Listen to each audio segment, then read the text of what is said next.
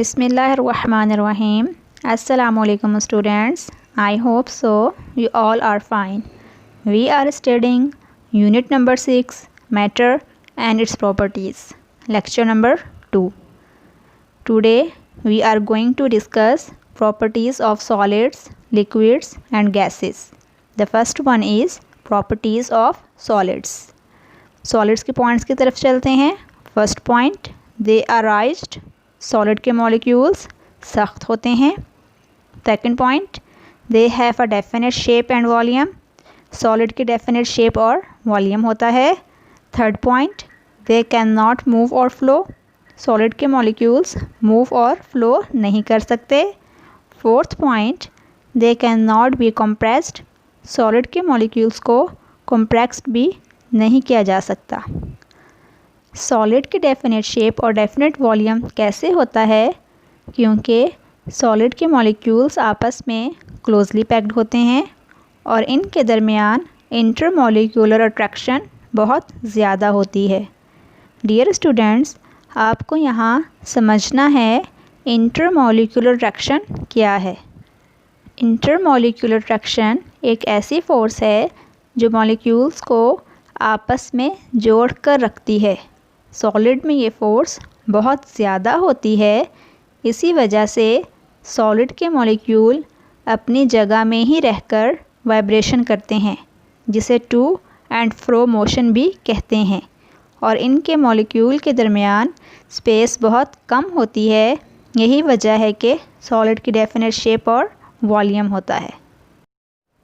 And the second property is properties of liquids. And the first point, they are not raised. Liquid के molecules सख्त नहीं होते. Second point is they have a definite volume. Liquid के molecules का definite volume होता है but don't have a definite shape. लेकिन इनकी डेफिनेट शेप नहीं होती. Third point, they can flow from a higher level to a lower level. Liquid के molecules higher level से लोअर लेवल की तरफ ईज़िली फ़्लो कर सकते हैं.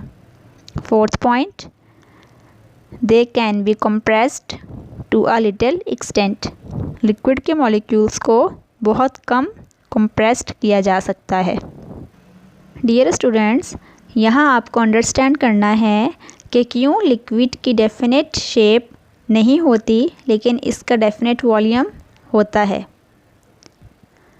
क्योंकि लिक्विड के मॉलिक्यूल्स में इंटरमॉलिक्यूलर फोर्सेस बहुत वीक होती है. इंटरमॉलिक्यूलर फोर्स वीक होने की वजह से मॉलिक्यूल एक दूसरे से दूर होते हैं और मॉलिक्यूल के दरमियान स्पेस ज़्यादा होती है. यही वजह है लिक्विड को जिस बर्तन में भी डालेंगे ये उसी बर्तन की शेप ले लेता है. And the third property is properties of gases. And the first point, they are not raised. Gas के मॉलिक्यूल्स भी सख्त नहीं होते. Second point, they have neither a definite shape nor a definite volume. Gas की ना तो definite shape होती है और ना ही डेफिनेट वॉल्यूम होता है. Third point, they can spread easily in all the directions.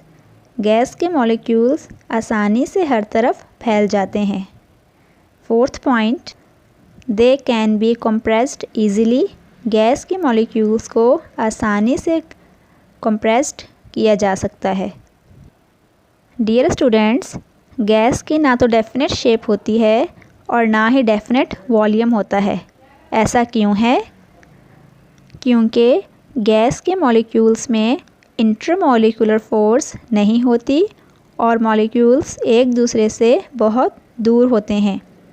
Molecules के एक दूसरे से दूर होने की वजह से इनके दरमियान इंटरमॉलिक्यूलर स्पेस बहुत ज़्यादा होता है.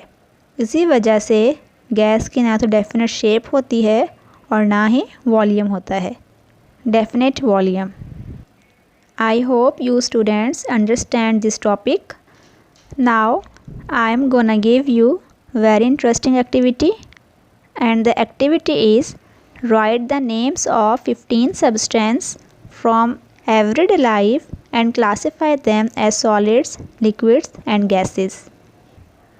Dear students, डेली लाइफ में 15 ऐसे सब्सटेंस को आपने क्लासीफाई करना है कि इन 15 सब्सटेंस में कौन से सॉलिड्स हैं, लिक्विड्स हैं और गैसेस हैं।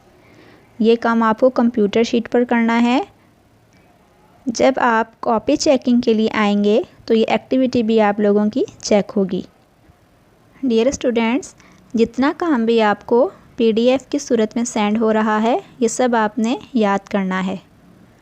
Inshallah, I am gonna meet you in the next video. Stay blessed, stay happy. Allah Hafiz.